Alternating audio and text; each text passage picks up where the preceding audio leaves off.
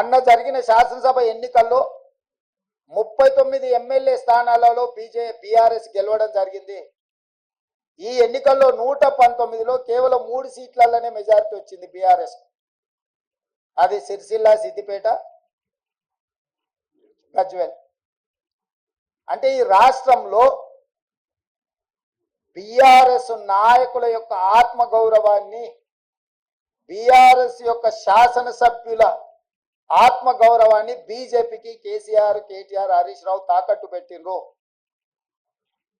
పూర్తిగా ఓట్ల బదలాయింపు, పూర్తిగా ఎన్నికల ఫలితాలను బీజేపీకి అనుకూలంగా మార్చి ఈరోజు కేసీఆర్ కుటుంబము రాజకీయ అరాచకానికి పాల్పడ్డారు.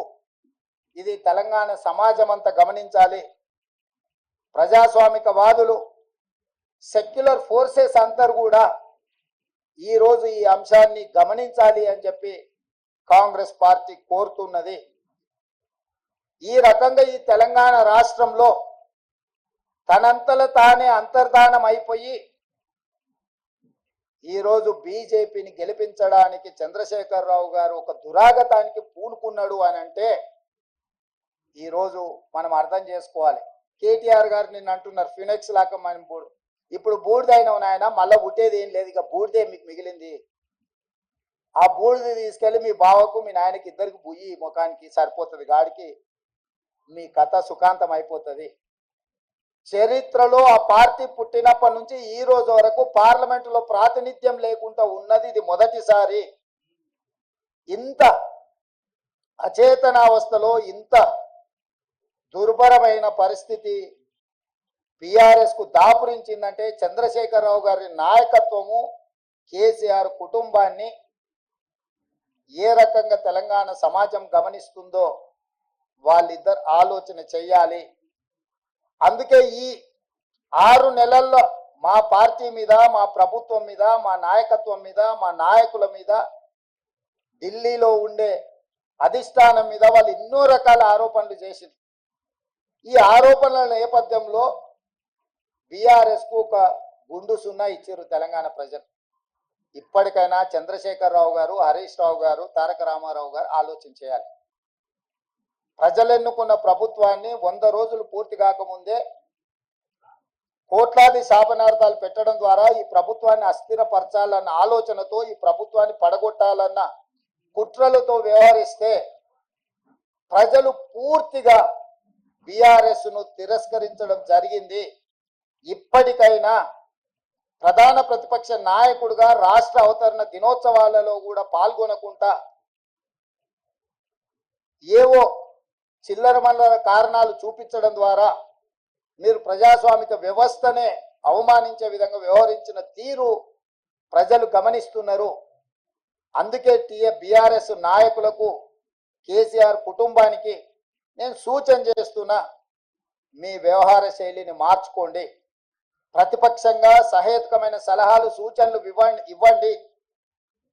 ప్రజల సమస్యలను పరిష్కరించడానికి సహకరించండి.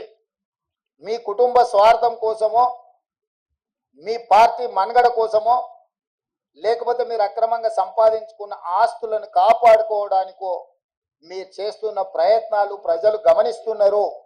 కాబట్టి దయచేసి చంద్రశేఖరరావు గారు ప్రధాన ప్రతిపక్ష నాయకుడిగా మీ బాధ్యతను నిర్వహించండి. హరీష్ రావు గారు, మీరు ఆత్మహత్య చేసుకోవడం ద్వారా కాంగ్రెస్ పార్టీని ఓడించినామని మీరు అనుకుంటుండ్రేమో. మీరు ఆత్మాహుతి దళాలుగా మారి కాంగ్రెస్ పార్టీని దెబ్బతీయాలన్న ఆలోచన ఏదైతే చేస్తుండ్రో ఇది చివరికి మీ ఉనికి, మీ మనుగడ ఈ రాష్ట్రంలో, ఈ దేశంలో లేకుండా, చట్టసభలలో లేకుండా కనుమరుగైపోతారు, కాలగర్భంలో కలిసిపోతారు. ఇట్లాంటి కుట్రలను, కుతంత్రాలను తెలంగాణ సమాజం గమనిస్తుంది. గమనించవలసిందిగా నేను కోరుకుంటున్నాను తెలంగాణ రాజకీయాలను.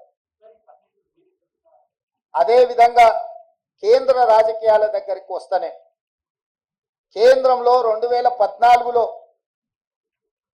Bharatiya Janata party election manifesto మీద 10 మంది నాయకుల ఫోటోలు పెట్టి ఓట్లు అడిగింది. 2019లో 3-4 నాయకుల ఫోటోలు పెట్టి ఓట్లు అడిగింది. భారతీయ జనతా పార్టీ విధానం మీద, భారతీయ జనతా పార్టీ సిద్ధాంతాల మీద, భారతీయ జనతా పార్టీ ఎన్నికల మేనిఫెస్టో మీద 2014, 2019 ఎన్నికలు జరిగినాయి. ఒకసారి 2014లో 273 సీట్లు వచ్చినాయి, 2019లో 303 సీట్లు వచ్చినాయి. అంటే సంపూర్ణమైన మెజారిటీ భారతీయ జనతా పార్టీకి ఆనాడు దేశ ప్రజలు ఇవ్వడం జరిగింది. 2024 పార్లమెంట్ ఎన్నికల్లో పార్టీని పక్కన పెట్టిండ్రు, సమిష్టి నాయకత్వాన్ని పక్కన పెట్టిండ్రు. మోడీ గ్యారంటీ అని చెప్పి ఏక వ్యక్తి నాయకత్వంలో ఒకే ఒక వ్యక్తి, అది మోడీ గ్యారంటీ అని చెప్పి ప్రజల దగ్గరికి వెళ్ళారు. మోడీ గ్యారంటీ మీదనే మొత్తం ఎన్డీఏ కూటమి యొక్క ఎన్నికల ప్రచార సరళిని నడిపించిండ్రు.